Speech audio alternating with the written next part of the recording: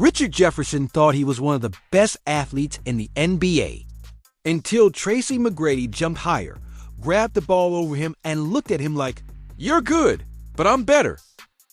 T-Mac's only a year older than me. He was a high school class in front of me. I got to the league and I thought I was athletic. I thought I was fucking this. Like, put me toe to toe with anybody. And I'm not saying that better than. I'm like, I can hold my own. T-Mac was a different monster. T-Mac was 6'9.5", 6'10", long, handled it like a guard, was stronger than you think, wanted that smoke, had all of the skill, all of the stuff. There's not many people. I'm talking about when I was 23, I thought I was fucking Superman. There was probably only 5 or 6 guys that I felt like could actually jump with me. I kid you not, there was a ball, hits off the rim, pops straight up, me and T-Mac like it was a jump ball. I jump up, go to grab it 99.9% of the time in my life. I have grabbed that ball, high school, college, like that was a chance.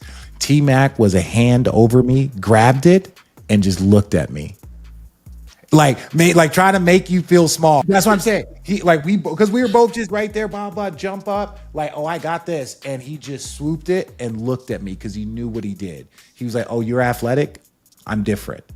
And I say that with all the respect to T-Mac, but if we start going down the line of people that have never won it, he's one of the most talented players ever, but there is a lot more. There are MVPs that ain't won it. But Kendrick Perkins didn't care about that. He wasn't impressed by flashy plays or stories. He called out Barkley for being out of shape and said Karl Malone was the one who truly deserved a ring. To Perk, Malone worked harder, stayed focused, and gave everything, but still never won a title. Now it's a real debate. Who was the best player to never win a ring? T-Mac? Barkley? Malone? The opinions get heated, and it's about to get real. To me, it's Charles Barkley, and it's not even close. It's Charles Barkley. It's not 6'5", 6'6", playing the power forward. Charles Barkley was ahead of his time. Charles Barkley had that motherfucker on the string, the handles, the step backs. Like, think about what he had to do. I think his career average is like 22 and 11 for his career when it comes down to points and rebounds. And he was going against monsters.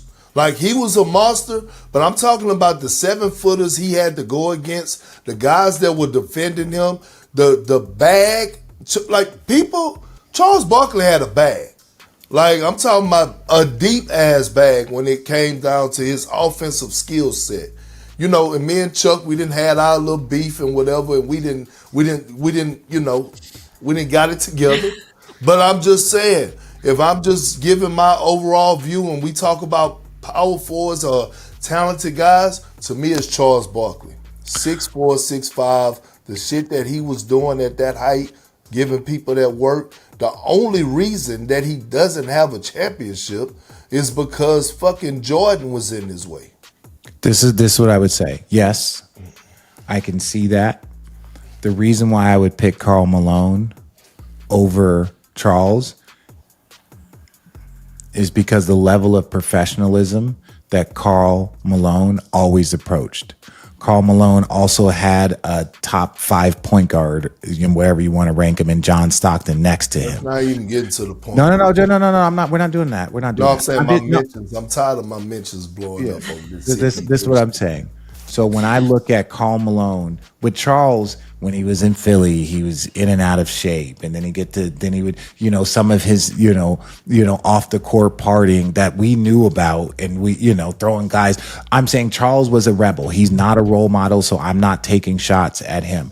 But I'm saying when you look at a guy like Karl Malone, who trained for 8 hours a day, he played for 19 years, he was second in scoring, and if his body would have held up, he probably would have been the all-time leading scorer. So from when I look at the best player to not win a championship, I'm going to put Karl Malone as number one, just because his professional approach was trying to maximize every bit of his talent for a lot of years. That's why his longevity was greater. That's why his health was greater. That's why his consistency was greater in Karl Malone. So when I say that Charles is talented and all this stuff, but for a guy like Karl Malone who was running hills and doing all that stuff every day trying to maximize it versus a guy like Charles who had a bit of a reputation of a go out, play, talent guy. 3 legends, 3 different paths, all left without a ring.